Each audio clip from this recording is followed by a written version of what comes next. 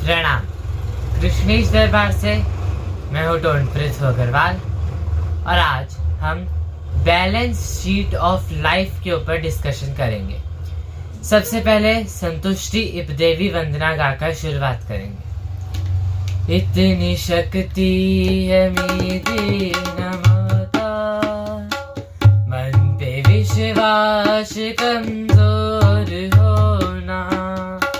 इतनी शक्ति है मेरी न माता, मन पे विश्वास कमजोर होना। अनेक रस्तों में है एक रास्ता, भूल कर भी कोई भूल होना। अनेक रस्तों में है एक रास्ता, भूल कर भी कोई भूल होना। इतनी शक्ति है मेरे न माता, मन पे विश्वास कमजोर होना। योग्यता जो मेरी बढ़ा दे, ऐसा पथ कोई तैयार दो ना। ज्ञान पथ जो हमको दिखा दे, ऐसा गुरुद्वार तुम हमको दो ना। श्वास पथ पे जो चलना सिखा दे, ऐसे गुरु की कोई पहचान दो ना। इतनी शक्ति है मेरे न माता, मन पे विश्वास कमजोर होना। मन पे विश्वास कमजोर होना, मन पे विश्वास कमजोर होना। तो अब हम समझेंगे कि बैलेंस शीट ऑफ लाइफ यानी कि हमारी लाइफ की बैलेंस शीट क्या है। तो सबसे पहले आता है बर्थ एंड डेथ। हमारी लाइफ में 3 मैप्स होते हैं, जो सब उनमें से सबसे जन्म से लेकर डेथ तक हमारे पास 3 मैप्स रहते हैं। सबसे पहले आता है लाइफ मैप। लाइफ मैप यानी हमारी कैपेबिलिटीज, हमारी क्या स्ट्रेंथ है और क्या हमारी वीकनेस है। तो लाइफ मैप होता है हार्ट बीट में, जो हमारी हार्ट बीट होती है उसको जो जिसको रीड करना आता है वो उसको रीड करके ये बता सकता है कि हमारे अंदर क्या स्ट्रेंथ्स है, क्या वीकनेसेस है, यानी हमारी कैपेबिलिटीज क्या है, हम क्या कर सकते हैं क्या नहीं कर सकते, हमें हमारी क्या स्ट्रेंथ्स है और क्या वीकनेस है।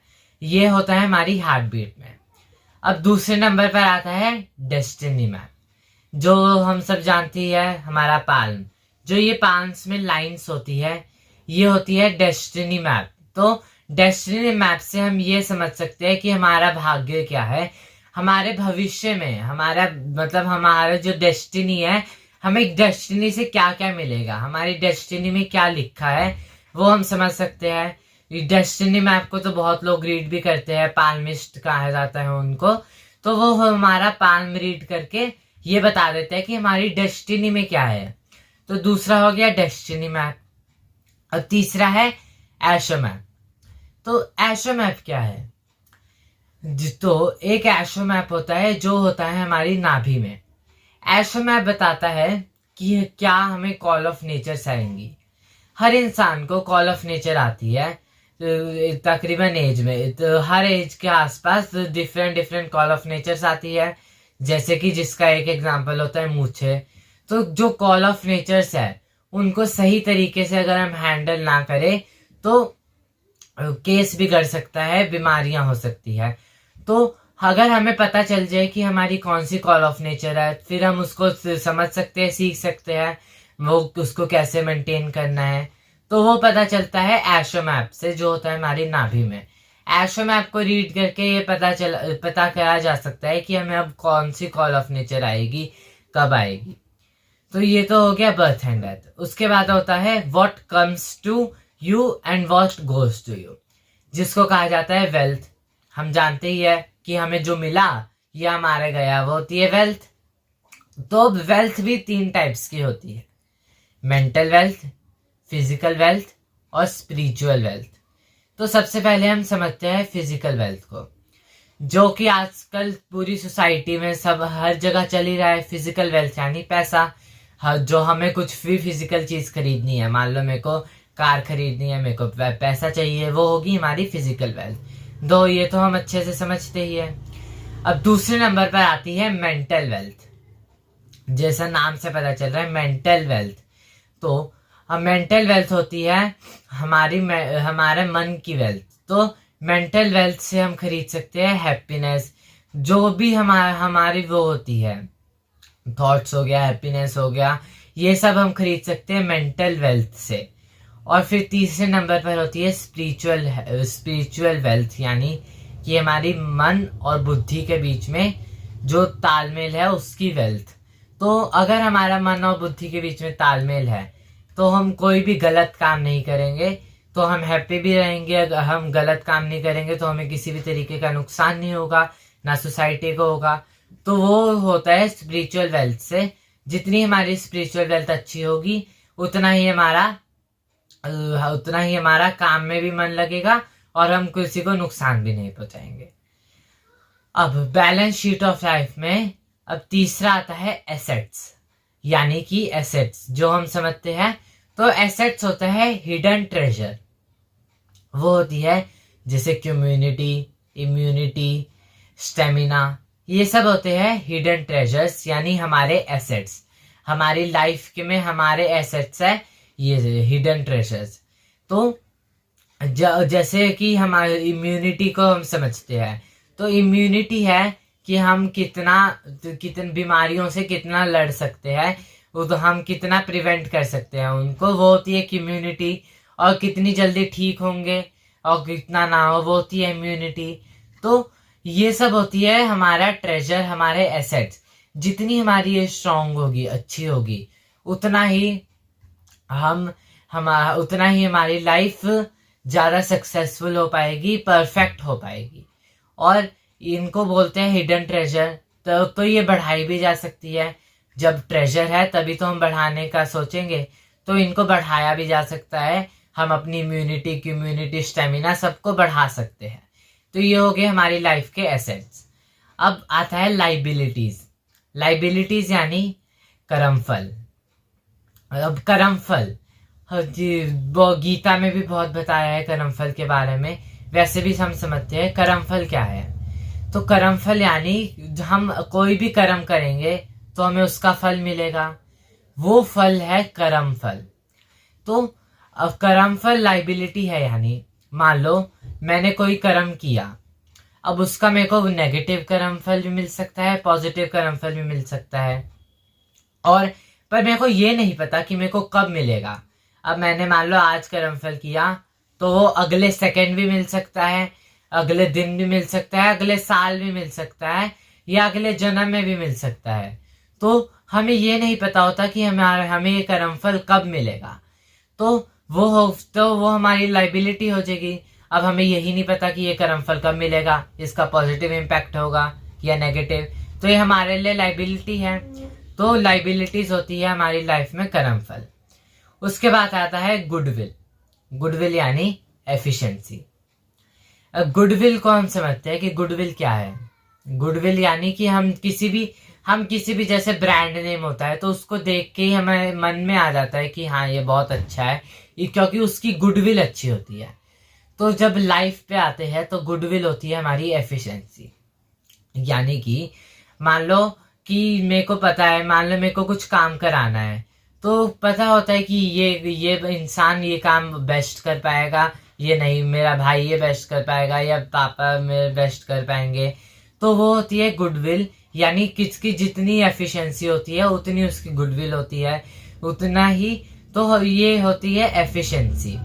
तो अगर हमारी एफिशिएंसी अच्छी है तो हमारी गुडविल बढ़ेगी, अगर कम है तो हमारी गुडविल कम होगी। तो गुडविल हो गई लाइफ के बैलेंस शीट में। फिर आता है फिक्स्ड एसेट। तो फिक्स्ड एसेट होती है एलिजिबिलिटी।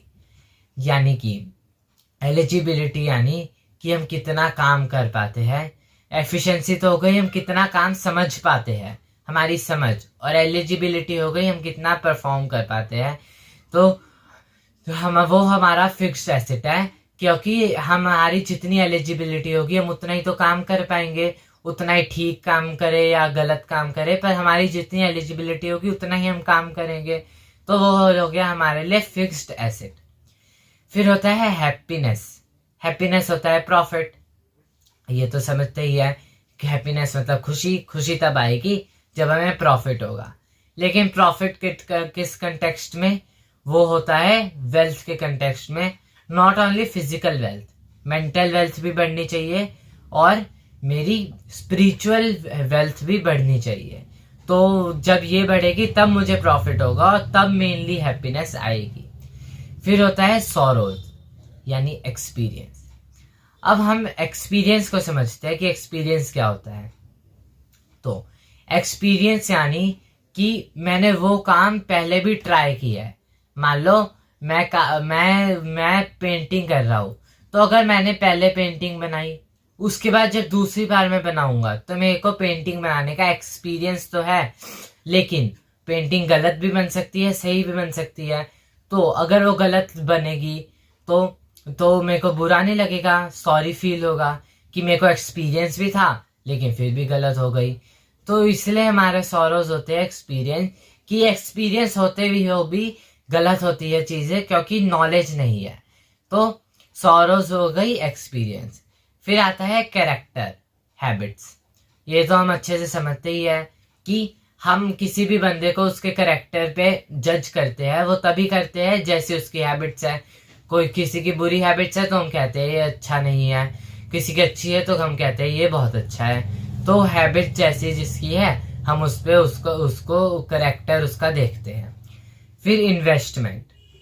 अब इन्वेस्टमेंट किस चीज की इन्वेस्टमेंट?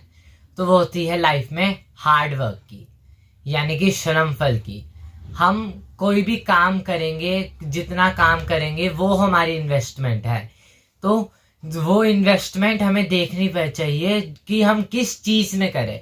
यानी कि हम बचपन से एक स्किल सेट लेके आते हैं।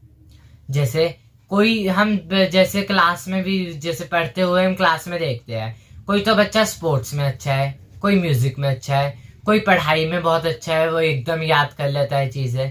तो वो होता है जब उसका स्किल सेट जैसा होता है, वो डिपेंड करता है।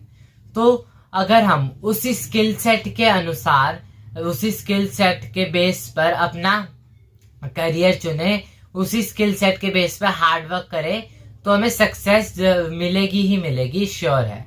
तो हमें हार्ड वर्क करना है, श्रम करना है अपने स्किल सेट के बेस पे। हमें इन्वेस्टमेंट करनी है उस चीज पे जो सही है। वो होगा अगर हम स्किल सेट को समझेंगे क्या स्किल सेट है और उसके बेस पे हम काम करेंगे, उसमें इन्वेस्टमेंट करेंगे, तब सक्सेस आएगी। उसके बाद होता है एज। एज क्या है? जैसे बोलते हैं मैं 20 ईयर्स का हूँ, 10 ईयर्स का हूँ, 15 ईयर्स। एज होता है डेप्रिसिएशन ऑफ आर ब्रेथ्स, यानी कि हमें अपनी लाइफ, हमारी ब्रेथ, सांसों की गिनती से हमें अपनी जिंदगी, लाइफ मिलती है। तो एज होता है कि हम जितनी हमारी एज बढ़ेगी उतना हमारी सांसों की गिनती कम होती रहेगी।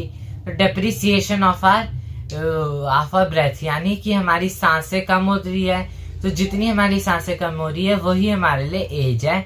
एज यानी कि डेप्रिसिएशन ऑफ आर ब्रेथ से हमारी सांसें, जब अब मान लो 1 साल का बच्चा है तो उसके पास ज्यादा सांसें होगी, वो धीरे धीरे उसकी एज बढ़ेगी तो सांसें कम होगी।